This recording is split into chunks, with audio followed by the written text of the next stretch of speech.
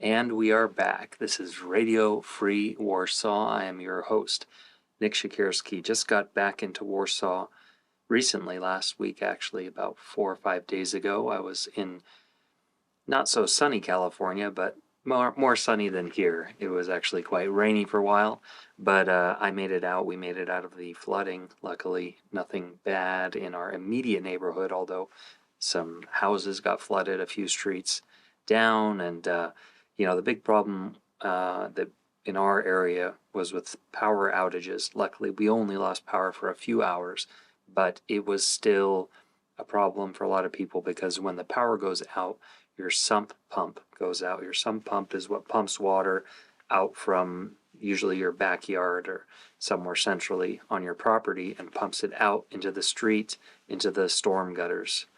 And when the power's out, your pump isn't running, water starts filling up. We lost power for a few hours, but then it came back on and it cycled the water out. You also have to maintain your drains. I had to clear stuff out of the drains and all that. But fortunately, it was not bad because other people, they of course live in places with mudslides or with overflowing sewers. Of course, if you're close to the coast, you're getting hit pretty hard. There's a highway called 92, goes from Highway 280 to the Pacific coast, and it's the only way to get to Half Moon Bay easily. It's one of the popular tourist spots and places where people like to go to the beach. There's a few other ways you can go from the south, Highway 1, the scenic Highway 1, or from the north, also on Highway 1 from Pacifica. But this was the most direct route, and a big sinkhole opened up and swallowed up at least one of the lanes, so they closed the whole thing down. I think they're still working on it. I don't know what the story is there. Or actually, I think they're working on it, but they have two-way traffic going along just the one way, so they have people, directing traffic, all that. Anyway, we are back in Warsaw, where the main challenge is winter, and of course the war next door. The Russian invasion of Ukraine has lasted now for almost 1 year. Coming up February 24th, I believe, will be the 1 year anniversary of that event. Last year, I defended my doctorate in history at the Polish Academy of Sciences on February 22nd.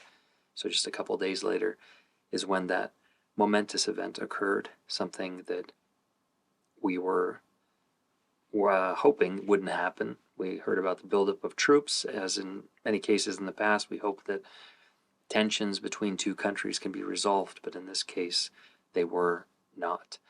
On that note, I wanted to discuss some things, a certain narrative that's going around Twitter, which I've been a bit more active on. So if you're on Twitter, check me out at Research Teacher. That's also the name of my website, researchteacher.com. And I stumbled across this post by David Sachs, and he is a venture capitalist in San Francisco. I assume something to do with tech.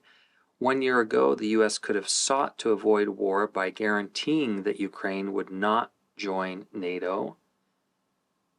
Blinken did the opposite. That's Anthony Blinken, the U.S. Secretary of State, insisting that NATO's door must remain open. History will remember this as folly. So according to this narrative, microphoned by Mr. Sachs, who has over 500,000 followers, if only Ukraine had been sacrificed, handed over to the Russian bear to consume, that there would be no war, and this will be kind of the main thing that people remember in history as the Great Folly. My tweet responding to that was Putin demanded demilitarization of NATO's entire eastern flank, all strong U.S. allies. Guaranteeing no accession would have only accelerated Russian hostilities against both Ukraine and Eastern Europe. Russia is being itself. Read history books, not tweets. A little sassy at the end there, but these people, maybe I suppose they're well-intentioned, but it's a kind of a armchair diplomacy, and you see it everywhere. I mean, of course, everybody has an opinion about different things, But I think if you know what you don't know, or you just realize that there's a lot more beyond what you see that seems like a straightforward and easy answer, it would behoove you to maybe do a bit more research and try to find some people who are a bit more experienced in this area. But that's the way we are behaving online. I guess it's much easier to just, shoot your opinion off. In any case, what I was referring to, this is an article in the Guardian from December of 2021. I'm not a huge Guardian fan, but at least this is a record we can turn to. So this was 2 months before the war began. Russia issues a list of demands it says must be met to lower tensions in Europe. A list of demands, not just one demand. Russia has put forward a highly contentious list of security guarantees it says it wants the West to agree to in order to lower tensions in Europe and diffuse the crisis over Ukraine, including many elements that have already been ruled out. So a list of demands that they knew essentially that weren't going to be met. The demands include a ban on Ukraine entering NATO and a limit to the deployment of troops and weapons to NATO's eastern flank, in effect returning NATO's forces to where they were stationed in 1997 before an eastward expansion. So there we have the Ukraine bit about entering NATO, but that was just one of many demands on this list that was presented to the U.S. in December of 2021. Of course, a limit to the deployment of troops and weapons to NATO's eastern flank basically means that all the countries that joined NATO after 1997, namely the Baltics, Poland, the Slovakia, and the Czech Republic, and also Balkan countries, would be demilitarized to a large extent. I don't know what the details are, if they provided details of what that demand would mean, but that's essentially what they were saying. They want Russia's sphere of influence to return over Eastern Europe. Of course, Russia, Soviet Russia, or the Soviet Union, however you want to call it, did have a sphere of influence and direct control, in fact, over Eastern Europe for decades after World War II that was sanctioned by the West. So perhaps they thought that they could play this game once more, damnably so, sanctioned by the West. This is FDR's legacy. And you can learn much more about that in the excellent book Stalin's War by my friend, someone I'm privileged to call a friend, Sean McMeekin. Here you have the Polish version, and I'm going to do a full review of that sometime. But definitely, if you have a chance, Stalin's War is a great way to kind of read up on some of the recent history of the region and why it's complicated and why you can't just solve it all with a tweet while you're sitting in your office or your comfortable home in Silicon Valley. Ongoing with the article from The Guardian in December 2021, but the Kremlin's aggressive proposals are likely to be rejected in Western capitals as an attempt to formalize a new Russian sphere of influence over Eastern Europe. New, the old one being from 1945 to 1989. Essentially, actually the last Red Army Soviet troops didn't leave Poland until the early 90s. I believe it was 1992. The demands, spelled out by Moscow in full for the first time, were handed over to the U.S. this week, that is the third week of December 2021. They include a demand that NATO remove any troops or weapons deployed to countries that entered the alliance after 1997, which would include much of Eastern Europe, including Poland, the former Soviet countries of Estonia, Lithuania, Latvia, and the Balkan countries. Russia has also demanded that NATO rule out further expansion, including the accession of Ukraine into the alliance, and that it does not hold drills without previous agreement from Russia and Ukraine, Eastern Europe, in Caucasus countries such as Georgia, or in Central Asia.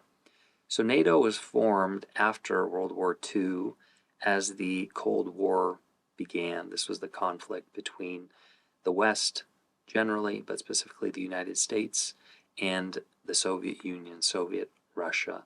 The purpose of the North Atlantic Treaty Organization, that's the what NATO means. NATO is the acronym for that name, was to defend Western Europe and the United States from the threat that the Soviet Union posed, a threat that was actually quite apparent, if not abundantly clear, well prior to the end of World War II, but out of necessity and you could call it gullibility or just naivete, maybe a bit of fellow traveling going on. The Roosevelt administration actually provided Stalin with far more than he needed to win World War II, and you could say that the United States armed and prepared the Soviet Union for the Cold War with all the materiel it provided, millions of tons worth, billions and billions of dollars worth that was never repaid. And more about that in Sean McMeekin's excellent Stalin's War. Like I said, I'll do another full review of that. And so the NATO head of NATO, Jens Stoltenberg, has already ruled out any agreements denying Ukraine the right to enter the military alliance, saying it is up to Ukraine, excuse me, and the 30 NATO countries. There are already major obstacles to Ukraine entering the alliance, including its territorial dispute with Russia over annexed Crimea. We should remember, of course, that the conflict between Ukraine and Russia began in 2014 when Russia illegally annexed Crimea, the site of many Russian citizens, now citizens living there. They were Ukrainian citizens before, but ethnic Russians, and of their Black Sea fleet, so their naval base being a very important place for them. In any case, they took that over, and in 2014 they sent troops there, but the troops were not wearing Russian uniforms. They did not have markings that they were Russian, but people figured out quickly they were. They were called Little Green Men because they were dressed in army green uniforms, just without badging.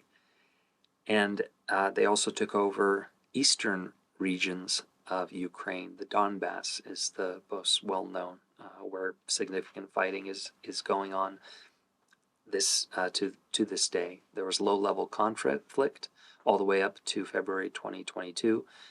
Low level is a relative term, of course. Apparently about 13,000 Ukrainians died in that fighting. But then the full-scale war broke out with the Russian invasion, and now, perhaps 10 times as many Ukrainians have died in that time, and perhaps as many Russian soldiers as well. The losses are horrendous. It's really something unprecedented in modern war, at least in the West, since World War II, for such heavy losses to be sustained in fighting. Of course, you had tremendous civilian casualties, deaths, tragically, in the Iraq War, in the U.S. invasion and occupation there. That's another complicated subject I'd be glad to get into in the future. In any case, we have huge suffering and fighting going on in Ukraine right now, and it would not have been so simple to simply give Ukraine up to Russia to prevent Russian aggression. Russian aggression is a theme in history that's been going on for centuries. Asked whether he thought the the Russian Deputy Foreign Minister, Sergei Ryabkov, said on Friday that there was no deadline for talks, but that Russia wants to begin negotiations without delays and without stalling. Again, this is December 2021. Asked whether he thought the requests were unreasonable, he said no. This is not about us giving some kind of ultimatum. There is none. The thing is that the seriousness of our warning should not be underestimated, he said. So an ultimatum is not an ultimatum, but it's just a warning. But a warning should not be underestimated. So it sounds like an ultimatum to me. Dmitry Trenin, the head of the Carnegie Moscow Center, wrote that Russia's public release of its proposed agreements may suggest that Moscow rightly considers their acceptance by the West unlikely. This logically means that Russia will have to assure its security single-handedly, most probably by miltech, that is military technical means, he wrote. And on towards the end of the article, the latest death, and this was reference to one soldier who had been killed at that time on the front, brings Ukraine's toll in the simmering conflict to 65 since the start of the year, that is, since the start of 2021, according to official figures, compared with 50 in 2020. The conflict in eastern Ukraine has so far left more than 13,000 people dead, and that was as of the end of 2021. Now, like I said, it's probably 10 times as much on the Ukrainian side, and another 100,000 or more on the Russian side. And the way modern warfare being what it is, probably multiple times that, hundreds of thousands of people injured, of course, psychologically traumatized with PTSD, people post-traumatic stress disorder, as many soldiers, U.S. soldiers had coming back from Iraq and Afghanistan. Millions of people psychologically traumatized who had to leave their homeland. In Poland alone, about 14 million Ukrainians have come through Poland. Most of them have either gone back to Ukraine, to the western, safer parts, or have moved on to other places in Europe, but still over 1 million refugees remain in Poland. And it's a tragic situation, but it's not something that can be solved so easily. Let me go to an article that a post on my blog, and this is a translation of an interview with Professor Andrzej Nowak, someone that I've had the privilege of meeting and being in a few seminars with, actually translated some articles of his. And so this again is my blog, researchteacher.com. Why do 85% of Russian citizens support Putin? Professor Andrzej Nowak's answer. And this ties into just a bit about the Russian mentality and Russian history, and how what we are seeing in Ukraine is not some kind of fluke or one-off that could have easily been solved through appeasement. It's a tired analogy, but the Munich agreements that handed over Czechoslovakia to Hitler were the archetypal appeasement, and they led to an acceleration in Hitler's drive to take over Europe. It did not stop him, it did not satisfy him. And I think similarly, handing over Ukraine without any resistance from the Western countries would have been foolhardy and, in fact, dangerous, as I wrote in my tweet. Here's a fragment of an interview with Professor Nowak, who is a famous historian here in Poland and probably the top specialist on Russia from a historical perspective. And he had a new book, Poland and Russia, the Neighboring of Freedom and Despotism from the 10th to the 21st Century. And that's my translation of the Polish title. I don't believe it's available in English. That's another issue. Not enough of these excellent works of Polish scholarship are available to Western audiences. So this is my tiny little attempt to give you at least a little flavor about the things that are being written in Poland that don't really reach the West, as far as I know, in any meaningful sense beyond niche academia. You try in your book to answer the question why 85% of the citizens of the Russian Federation support Putin, so why do they? And this is Professor Nowak. Generally speaking, I think there are two reasons. First, there is something deeply rooted in Russian political culture, which I recall in the book and was described by the Russian anthropologist Vladimir Bokharov as the culture of violence. It is the right of the rulers to violence, both towards their neighbors, that is to conquer neighboring countries, and to their own citizens. Violence against their own citizens, or rather their subjects, to some degree strengthens the authority of the rulers, paternal authority, which has the right to strike and even to kill their subjects, just to ensure mightiness and fear of the power emanating around the Russian state. This particular element of the political culture permeates through a very large part of Russian history. Very many Russian cultural works still feed the imaginations of successive generations of Russians. There are Pushkin's poems, terrifying in their chauvinism. I am thinking of the anti-Polish trilogy from the time of the November Uprising, written by Pushkin. The November Uprising was a 19th century uprising of Russian-occupied Poland against the Russian occupiers. Not the first, and not the last. These are some of Dostoevsky's works, stunning in the open call for the conquest of the whole world by Russia in partnership with Germany. I mean, for example, his Writer's Diary. These are Russian operas by Mussorgsky, Boris Godunov, or Chovaneshchizna, showing Poland as the main enemy which is waiting to ambush Russia. That needs to be destroyed. Many flagship works of Russian and Soviet culture like this could be mentioned, which is, in a way, feed this attitude supporting absolute power, the autocratic power of the Tsar, and the readiness to violence, both external and internal.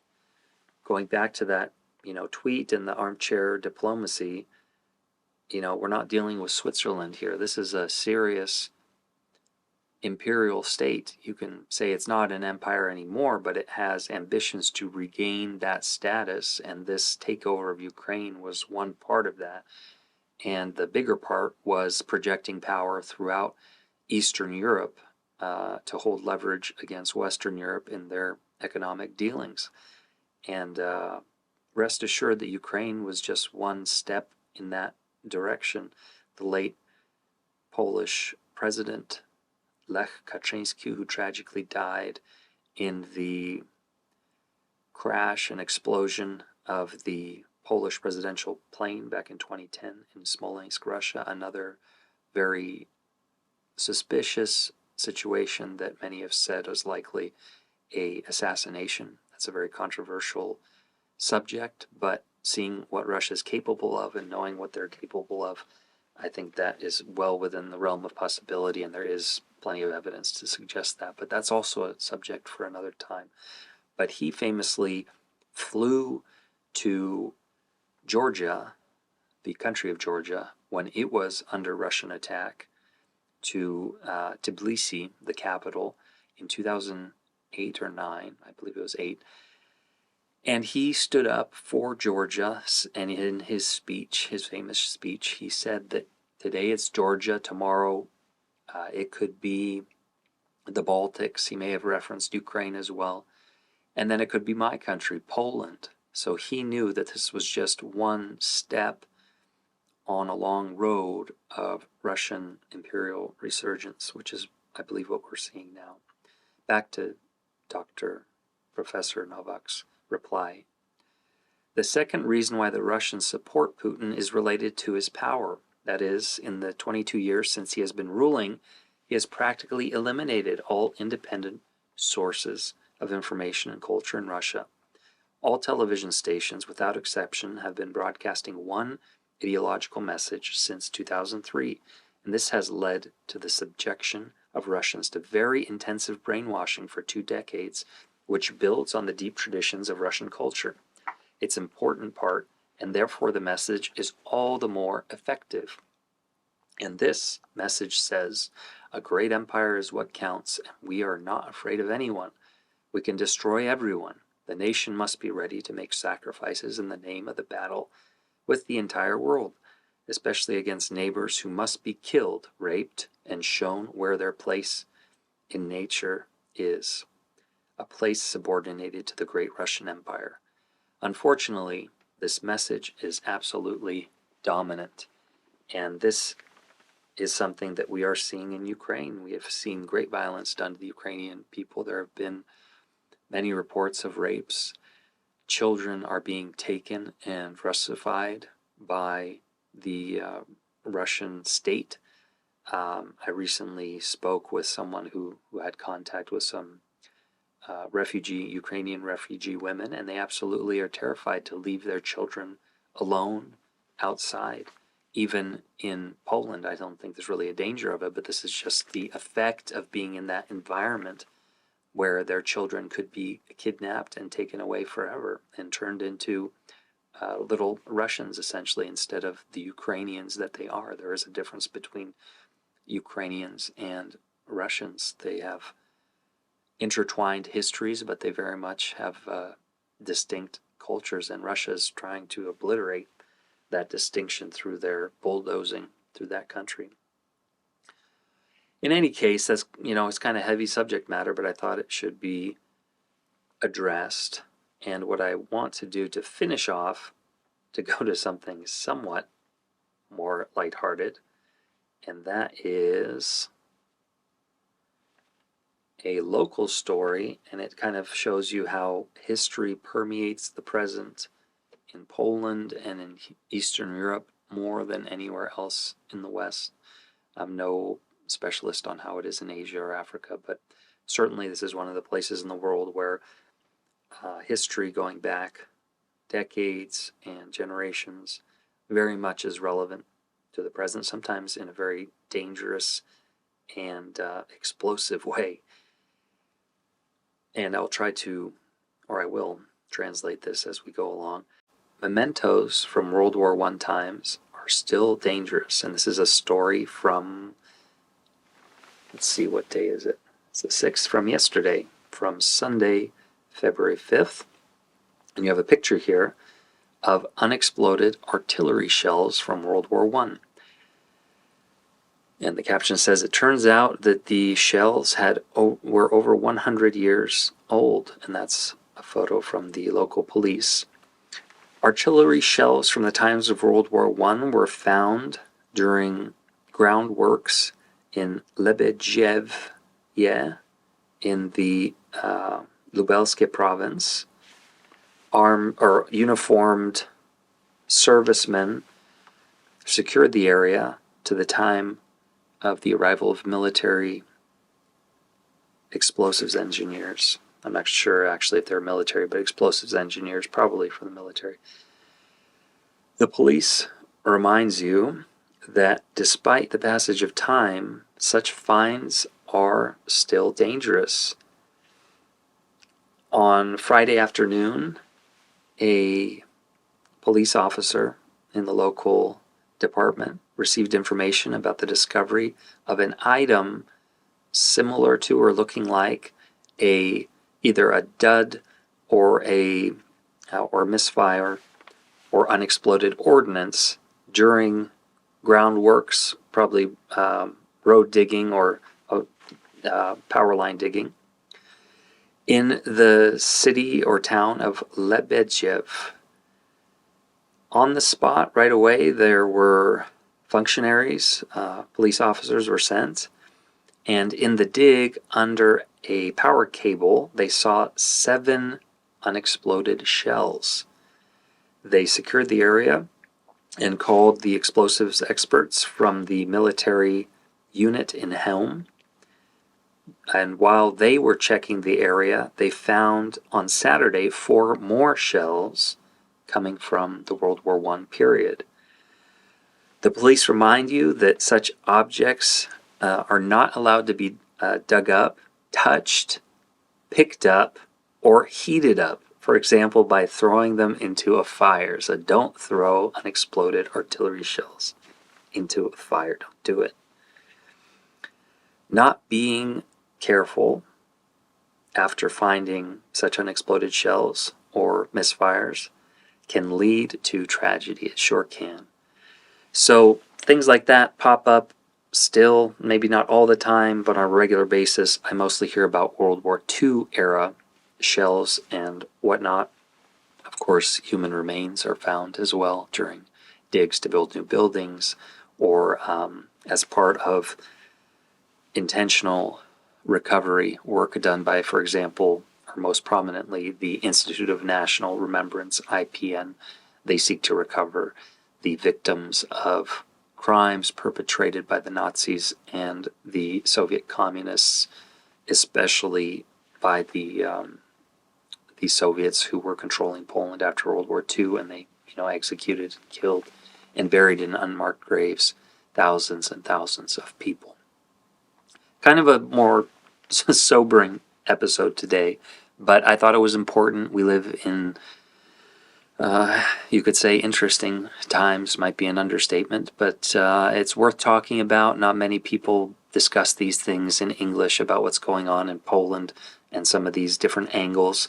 I don't know where this narrative came from that I started with at the beginning about it being, if only we had given up Ukraine, then we wouldn't have this conflict right now. I presume it's part of a Russian intelligence narrative supporting diplomatic efforts on the Russian side to try to bring an end to the war, which the U.S. certainly wants, and Ukraine wants too, but not at any price.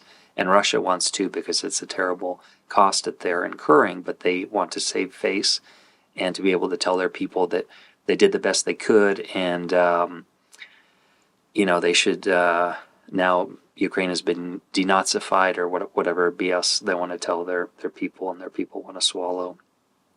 So it's possibly that, and that might be kind of the angle that, well, you can still come to the negotiating table with us, the Russians, if you give us guarantees that Ukraine will not be brought into NATO. The thinking, of course, from people who've experienced what Russia does generation after generation, has been kind of a lull for the last 30 years, but there's still been plenty of provocations, is that you make a truce in order to buy time. And then once you rearm and plan and come up with some better way of achieving your goals, then you go again. And I think the unfortunate thing is that in the case of the United States, President Biden, and if it were Trump too, it'd probably be the same kind of thinking. They're thinking of the next presidential election, which is less than 2 years away. And they would love the war to be wrapped up because they don't want the opposition, in this case the Republicans, to have an issue to beat them with. That, look, they've gotten us into this war and it might start World War III. We're going to pull us out of this, and that it'll be so neatly solved. The reality is, like I said, you can do that. You can buy yourself a couple of years, but the problem's going to come right back unless you have a more definitive solution. I don't know what that is. I mean, I don't think just replacing Putin is going to solve your problems, because this is a cultural problem in Russia that has been going on for generations, and you're not just going to fix it and get rid of it. Poland's been dealing with Russian invasions and atrocities for generations, so it's not going away. I think the best thing you can do is be as armed and prepared as you can be, and in this case, Poland, NATO has to support Ukraine. It's a delicate thing. How much offensive weaponry do you provide? Do you give them weaponry that can hit targets in Russia, as would be the case if you're really carrying out a war against an adversary? You don't just limit yourself to hitting their targets on your territory, but you go after their infrastructure beyond the front. So I'm not the military expert, but I think that definitely trying to come up with a quick truce, a quick solution, because of short-term political thinking, is what has gotten us into many problems, and that we should stand firm and do the best we can to defend ourselves. I'm talking specifically about Poland and Polish interests, but I think Polish interests are tied very much to the interests of all the other NATO countries, and even non-NATO countries in the West. Of course, places like Finland and Sweden, which aren't in NATO yet, and other countries maybe in NATO who aren't as interested in the immediate security concerns of countries in the East. I'm thinking specifically of Germany and France, who have very tight, cozy, or had very tight, cozy relations with Russia as far as getting energy, natural gas from them, which powered their economies to a large extent, especially in Germany. And they would love to go back to what was going on before, although it's probably not possible to go back to quite that arrangement.